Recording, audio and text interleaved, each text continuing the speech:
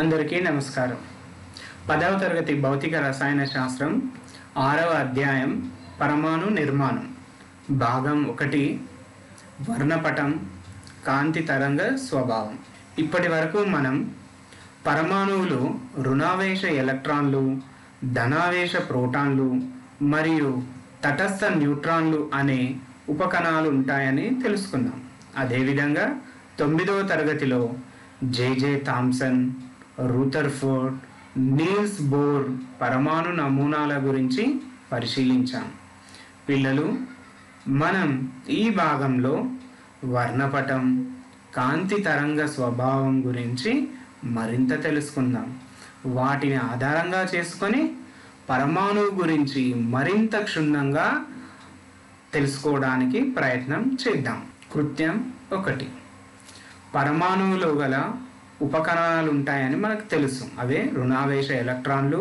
చూడండి, రుణావేశ ఎలక్ట్రాన్ ఇది పరమాణువుగా భావిస్తే అందులో ఎలక్ట్రాన్లు ఉన్నాయి, ప్రోటాన్లు ఉన్నాయి, న్యూట్రాన్లు ఉన్నాయి.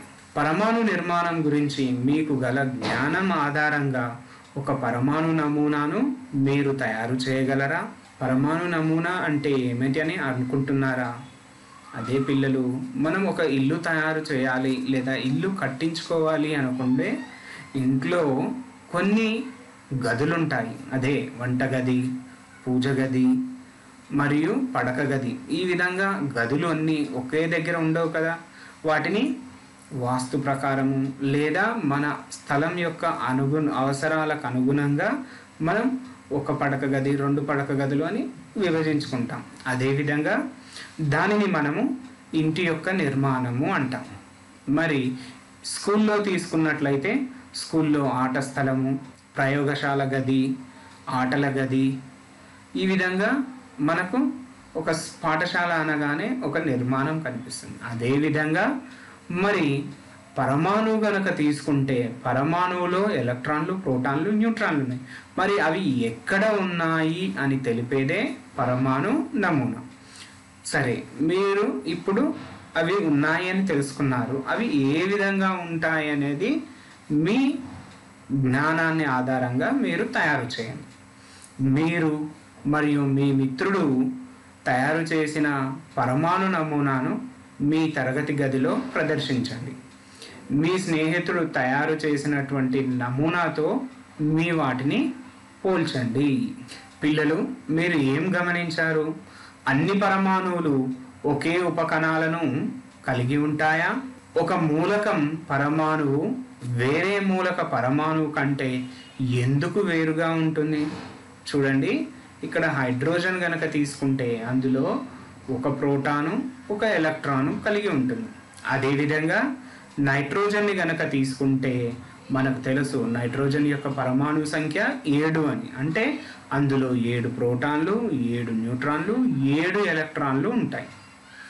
మరి అదేవిధంగా ఆక్సిజన్ అనేటటువంటి పరమాణువును తీసుకుంటే అందులో 8 ప్రోటాన్లు, 8 న్యూట్రాన్లు, 8 ఎలక్ట్రాన్లను కలిగి ఉంటాయి. అంటే ఒక్కొక్క మూలక పరమాణువులో ఒక్కొక్క విధంగా ఉన్నాయన్నమాట.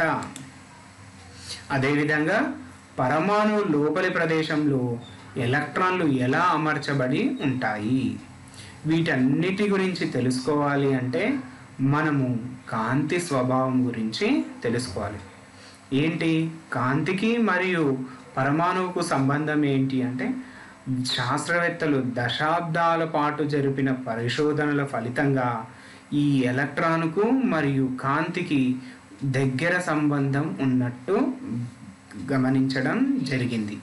అందువలననే మనం మొదటగా కాంతి గురించి తెలుసుకోవాలి. మరి కాంతి అనగానే మొదటగా గుర్తొచ్చేది ఏంటి? కరెక్ట్, ఇంద్రధనస్సు. చూడండి, ఇంద్రధనస్సులో మనకు వరుసగా ఊదా రంగు, నీలిమందు రంగు, నీలి రంగు, ఆకుపచ్చ రంగు, పసుపు రంగు, నారింజ రంగు మరియు ఎరుపు రంగు అనే 7 రంగులు ఉంటాయి. అయితే ఇవన్నీ విడివిడిగా లేవు. గమనించండి, మనకు అన్నీ కూడా ఎలా ఉంటాయి అంటే ఒకదానితో ఒకటి కలిసిపోయి అవి చిన్న రంగుల రూపంలో ఉంటాయి.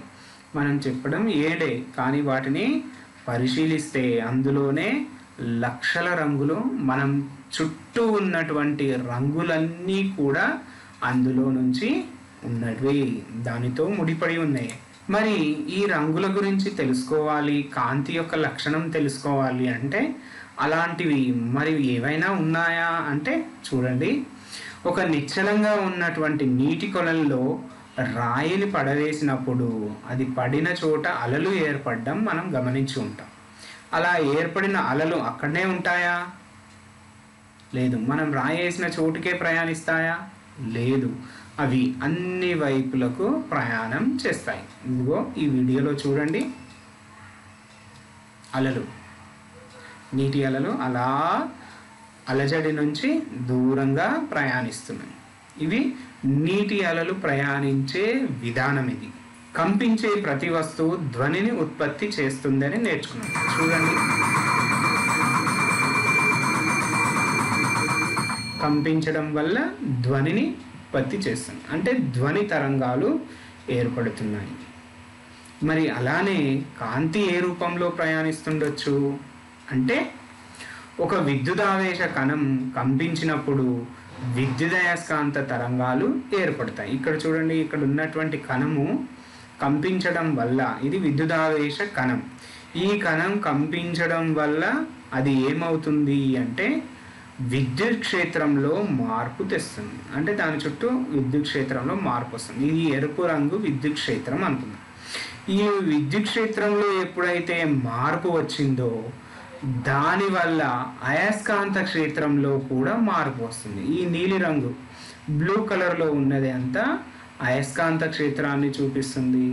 ఎరుపు రెడ్ రంగులో ఉన్నటువంటివన్నీ కూడా విద్యుత్ క్షేత్రాన్ని తెలియజేస్తుంది. అంటే ఈ కణము కంపించడం వలన మనకు అయస్కాంత క్షేత్రం ఏర్పడుతుంది, అదేవిధంగా విద్యుత్ క్షేత్రం ఏర్పడుతుంది. విద్యుదావేశ కణం కంపించడం వలన విద్యుత్ క్షేత్రం ఏర్పడుతుంది, తదనుగుణంగా అయస్కాంత క్షేత్రంలో ఏర్పడడం జరుగుతుంది, మార్పు వస్తుంది.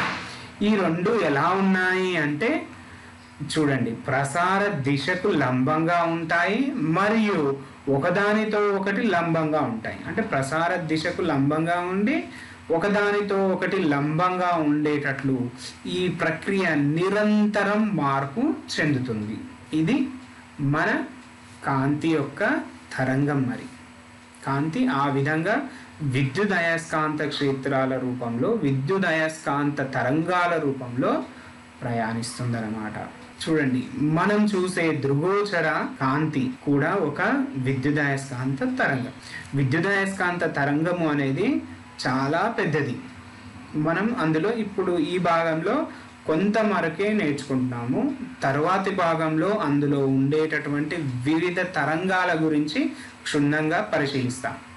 సో ఇక్కడ ఆ దృగోచర కాంతి అనేది లేదా కాంతి అనేది అంతరాళంలో, శూన్యంలో మనకు అంటే ఒక సెకనుకు 3 లక్షల కిలోమీటర్ల వేగంతో ప్రయాణిస్తుంది. దానిని రాసుకోవడానికి మనం ఏం చేస్తాము అంటే 3 × 10⁸ మీటర్లు బై సెకను లేదా మీటర్ పర్ సెకండ్ అని చెప్తాం. చూడండి, ఒకదానితో ఒకటి కలిసిపోయి మనకు అవిచ్ఛిన్న వర్ణపటం అంటాం. దీన్ని ప్రత్యేకంగా ఒక కలర్ అంటూ, ఒక రంగు అంటూ వేరుగా ఉండదు, ఒకదానితో ఒకటి కలిసిపోయినటువంటి వర్ణపటం అన్నమాట. దానినే అవిచ్ఛిన్న వర్ణపటం అంటాం. మరి ఈ విధమైనటువంటి కాంతి యొక్క లక్షణాలను చూద్దాం. ఫస్ట్ కాంతి గురించి క్షుణ్ణంగా తెలియాలంటే అందులో ఉండేటటువంటి వివిధ పదాల గురించి, వాటి లక్షణాల గురించి చేద్దాం. సో ఇప్పుడే చెప్పుకున్నాం, విద్యుత్ క్షేత్రము అయస్కాంత క్షేత్రంలో మార్పులతో తరంగాల రూపంలో ప్రయాణిస్తున్నాయి. తరంగంలో ప్రతి బిందువు పైకి మరియు కిందికి కంపిస్తూ ఉంటుంది. ఈ విధంగా పైకి చేరినటువంటి భాగాన్ని మనం శృంగము అని, కిందికి చేరినటువంటి దానిని ద్రోణి అని అంటాం. ఒక తరంగంలో 2 వరుస శృంగాల మధ్య దూరము లేదా 2 వరుస ద్రోణుల మధ్య దూరాన్ని ఆ తరంగం యొక్క తరంగ దైర్ఘ్యం లాంబ్డా అని అంటాం. చూడండి, ఇక్కడ శృంగము మరియు దాని పక్కనే ఉన్నటువంటి శృంగం, 2 వరుస శృంగాల మధ్య దూరం శృంగం అంటే ఇక్కడ ఇంకెక్కడనో తీసుకోవద్దు, 2 వరుస శృంగాల మధ్య దూరము లేదా వరుస ద్రోణుల మధ్య దూరాన్నే మనము తరంగ దైర్ఘ్యం అంటాము. దీనిని లాంబ్డా అని, వైని ఉల్టా వేసినట్లు ఉంటుంది, ఆ విధంగా ఉన్నటువంటి ఈ అక్షరం దీన్నే లాంబ్డా అని పిలుస్తాము. మరి తరంగ దైర్ఘ్యానికి ప్రమాణాలు ఏంటి అంటే మీటర్లలో కొలుస్తాము. మరి రెండో లక్షణం ఏంటో చూద్దాం. 1 సెకను కాలంలో ఒక బిందువు నుండి ప్రయాణించే తరంగాల సంఖ్యను పౌనపున్యం న్యూ అంటాం. దీనిని హెర్ట్జ్లలో కొలుస్తాం. అంటే అలా కాంతి కంపించేటప్పుడు 1 సెకను కాలంలో అది ఉత్పత్తి చేసిన తరంగాల సంఖ్య 10 చేయొచ్చు, 100 చేయొచ్చు, 1,00,000 చేయొచ్చు. అలా ఉత్పత్తి చేసినటువంటి తరంగాల సంఖ్య, 1 సెకండ్లో ఉత్పత్తి చేసిన తరంగాల సంఖ్యనే మనము ఆ తరంగం యొక్క పౌనపున్యము అంటాము. దీనిని హెర్ట్జ్లలో కొలుస్తాము. మరి ఈ తరంగ దైర్ఘ్యానికి, పౌనపున్యానికి మరియు కాంతి వేగానికి మధ్య సంబంధం ఏంటి అని తెలుసుకుంటే, తరంగ దైర్ఘ్యము అనేది పౌనపున్యానికి విలోమానుపాతంలో ఉంటుంది. పెద్ద పెద్ద తరంగాలు ఉన్నాయనుకో, 1 సెకను కాలంలో ఉత్పత్తి చేసే సంఖ్య తగ్గిపోతుంది, అంటే పౌనపున్యం తగ్గుతుంది. చిన్న చిన్న తరంగాలు అంటే తరంగ దైర్ఘ్యం తక్కువ ఉంది, అప్పుడు అది పౌనపున్యం ఏమైపోతుంది, ఎక్కువ అవుతుంది. రైట్? అందుకే ఆ 2 విలోమానుపాతంలో ఉన్నాయి. ఎప్పుడైతే ఈ అనుపాత స్థిరాంకాన్ని తీసేయడానికి ఒక కొత్త స్థిరాంకాన్ని రాస్తాము, అదే సి. సి అనేది శూన్యంలో కాంతి వేగం, అది 3 × 10⁸ మీటర్లు పర్ సెకండ్ అని తెలుసుకున్నాం. So c nu lambda. కాంతి వేగము అనేది తరంగ పౌనపున్యము మరియు తరంగ దైర్ఘ్యాల లబ్ధంగా మనం చెప్పవచ్చు. ఇప్పుడు విద్యుదయస్కాంత వర్ణపటం గురించి తెలుసుకుందాం.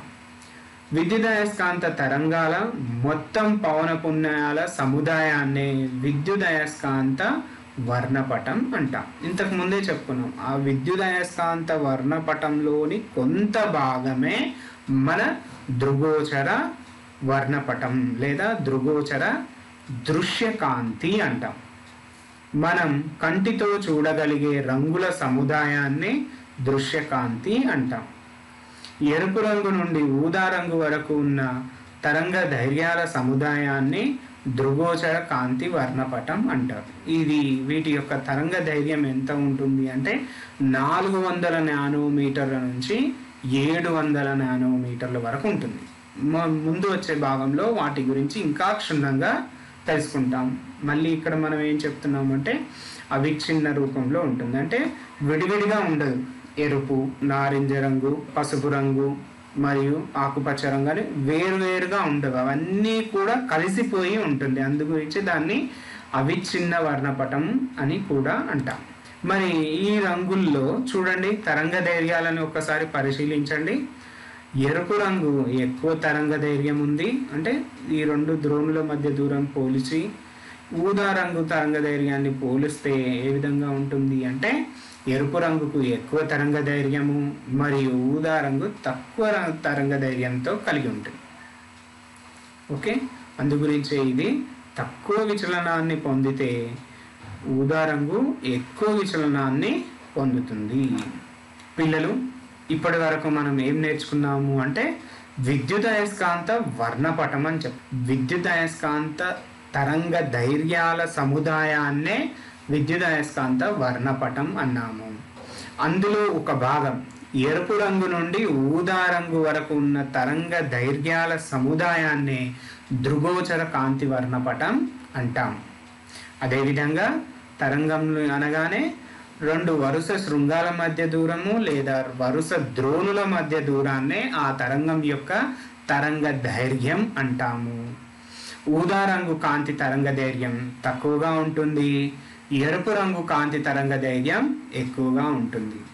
అదేవిధంగా కాంతి 1 సెకను కాలంలో ఉత్పత్తి చేసే తరంగాల సంఖ్యనే ఆ కాంతి యొక్క పౌనపున్యం అంటాము. పౌనపున్యానికి మరియు తరంగ ధైర్యానికి మధ్య సంబంధాన్ని v కాంతి వేగం v ఈక్వల్ టు దానినే c అని కూడా సూచిస్తారు. So v or c equal to nu into lambda. కాంతి వేగం తరంగ ధైర్యంకు అనులోమానుపాతంలో ఉంటుంది. అదేవిధంగా శూన్యంలో కాంతి వేగం ఎంత అంటే 3×10⁸ మీటర్లు పర్ సెకను అని తెలుసుకున్నాం. థ్యాంక్ యూ పిల్లలు. మరో ఆసక్తికరమైన పాఠ్యాంశంతో మళ్ళీ కలుద్దాం. అంతవరకు సెలవు మరి.